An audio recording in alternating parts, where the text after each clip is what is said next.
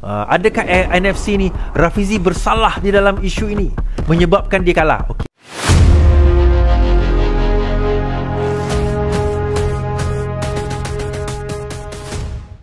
Satu tamparan hebat buat Rafizi Ramli. Mahkamah telah membuat keputusan yang mengejutkan ramai. Ramai tertanya-tanya, adakah ini bermakna nama Datuk Seri Najib Razak bakal dibersihkan sepenuhnya? Adakah perjuangan panjang Rafizi untuk membongkar salah laku kini kembali menghantui dirinya sendiri?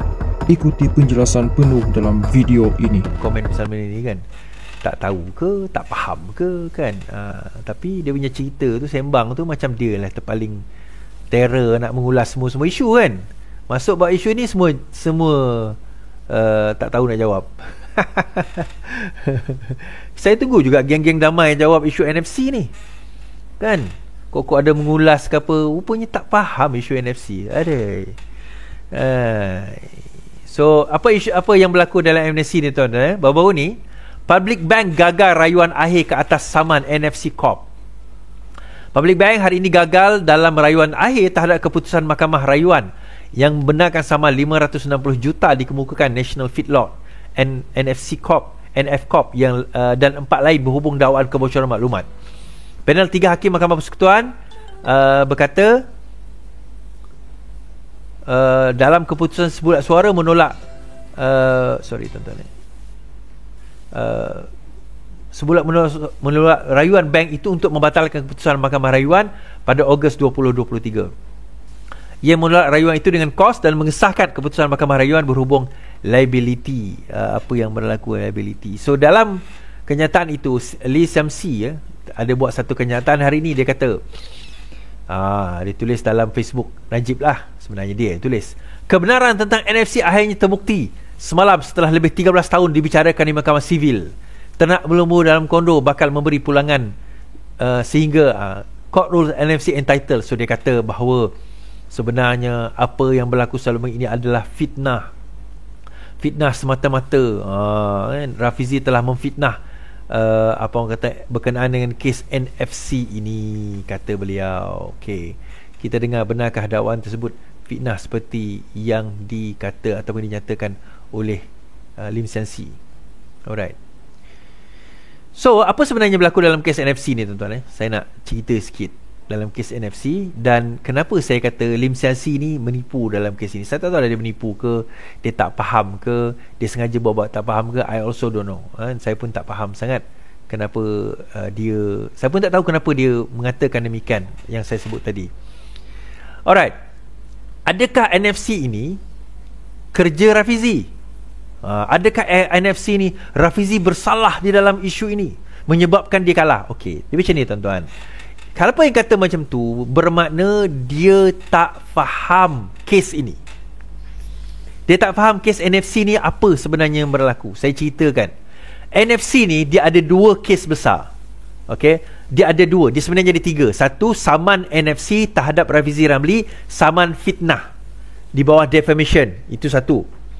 Satu lagi adalah tuntutan daripada kerajaan pusat berjumlah lebih 200 juta ke atas NFC kerana gagal menunaikan apa orang kata feedlot sebagaimana yang dijanjikan. Itu yang kedua. Yang ketiga adalah saman NFC terhadap Public Bank kerana mendedahkan dokumen rahsia berkenaan dengan akaun bank tersebut kepada Rafizi Ramli. Okey, itu yang berlaku. Baik, saman fitnah NFC terhadap ataupun Datuk Saleh terhadap Rafizi, siapa menang? Jawapannya Rafizi menang. Mahkamah mengatakan tidak ada fitnah. Mahkamah dah final tidak ada fitnah. Kerajaan saman NFC kerana tidak berjaya menunaikan feedlot, siapa menang? Dakwaan terdapat salah laku tidak ada. Mahkamah mengatakan tidak ada salah laku yang dibuat oleh Datuk Saleh. Fine. Tetapi Mahkamah telah mengarahkan dan kerajaan tersilap dan membuat kesilapan kerana membatalkan kontrak itu terlalu awal. Dan kerajaan gagal menyediakan kemudahan untuk NFC nak buat. Ada satu kemudahan yang kerajaan sepatutnya sediakan zaman Najib tapi tak berjaya buat. Okay. Tetapi kontrak itu dikira batal. Bermakna sebenarnya memang projek itu gagal. Cuma tidak berlaku salah guna kuasa, tetapi projek itu gagal. Jadi NFC dikehendaki membayar lebih 33 juta kembali. Duit baki itu kena bagi balik kepada kerajaan, dan hendaklah mengembalikan aset termasuk kondo dan tanah digemas kepada kerajaan, kerana itu sebahagian daripada duit yang kerajaan yang digunakan untuk nak membeli aset pada waktu itu. Okey? Jadi sebenarnya adakah berlaku penyelewengan? Tidak berlaku penyelewengan, tetapi adakah berlaku ketidakcekapan sehingga menyebabkan projek itu tergendala? Ya. Mahkamah mengatakan memang ada masalah terhadap projek tersebut, kontrak itu dikira batal, maka hendaklah dikembalikan wang tersebut kepada kerajaan, baki 33 juta berserta dengan tanah digembas dan juga aset-aset lain termasuk kondo. Kembalikan kepada kerajaan. Okey. Now, cerita public bank yang berlaku 2 hari lepas tu cerita lain. NFC tak puas hati bila ada dia punya akaun mereka didedahkan kepada pihak ketiga, iaitu Rafizi. Maka mereka menyaman public bank. Kan? Mahkamah mengatakan tak boleh nak quantify, susah nak quantify, tetapi akhirnya mahkamah Mahkamah Persekutuan mengatakan, Mahkamah Rayuan mengatakan, Mahkamah Persekutuan mengatakan bahawa ada merit, maka public bank kena bertanggungjawab dengan dokumen mereka dan mereka boleh mendapat pampasan. Berapa pampasan? Itu mahkamah akan tentukan kemudian.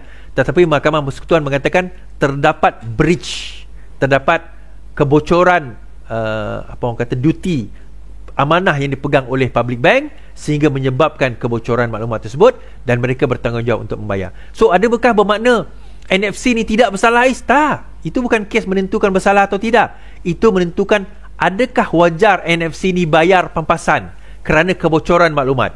Jawapan mahkamah, ya. Mereka wajar mendapat pampasan. Pergi Mahkamah Rayuan, Mahkamah Tinggi kata tak wajar, Mahkamah Rayuan kata wajar, Mahkamah Tinggi kata wajar, Mahkamah Persekutuan kata wajar. Maka wajar diberi pampasan. Itu saja. So, adakah bermakna NFC ni gagal? Ya, dia gagal. Mahkamah Tinggi di dalam kes sebelum ini mengatakan dia gagal. Projek itu projek yang gagal. Ya, dia tidak ada salah laku.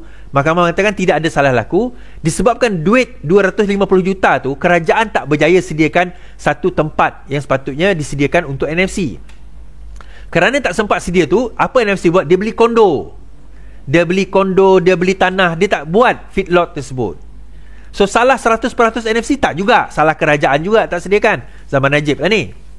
So, dua-dua ada peranan. Jadi hakim kata, okey, kontrak ini dibatalkan, duit tersebut hendaklah dikembalikan kepada kerajaan. NFC kena kembalikan wang tunai 33 juta lebih, dan lebih 80 juta aset dikembalikan kepada kerajaan. Itu je jawapan dia. Faham tolong share tuan-tuan yang dekat TikTok, tolong share. Alright, itu berkenaan dengan NFC. Saya tak faham. Ada ramai orang tak boleh nak explain benda ni, padahal benda ni simple je. Benda ni simple, tuan-tuan. Kalau benda simple macam ni korang tak boleh explain, macam mana kita nak pergi move forward ni? Risau aku ni. Entah-entah lepas ni aku dah tak nak buat live lagi dah. Saya mungkin akan berhenti macam Rafizi ke apa ke. Kan mungkin lah kan. Mungkin saya tak buat decision lagi ni. Saya tengah fikir-fikir kan ni. Dia pun nak buat bisnes dia, saya pun apa lagi yang saya nak kena kejar sebenarnya? Kan apa lagi yang saya nak kena, apa lagi sebenarnya? What should I do? Kan apa yang patut saya lakukan?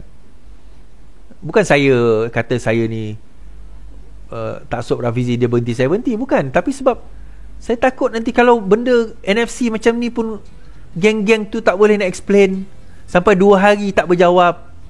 Alamak, apa ni? Apa cerita kan? Jadi sedih lah kita jadi dalam keadaan macam tu.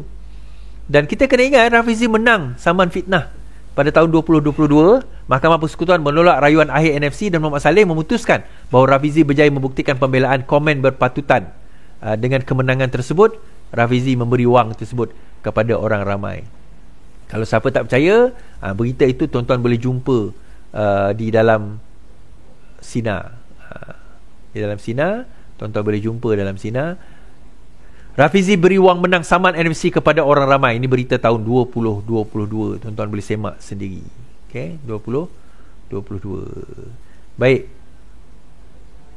So kita pergi kepada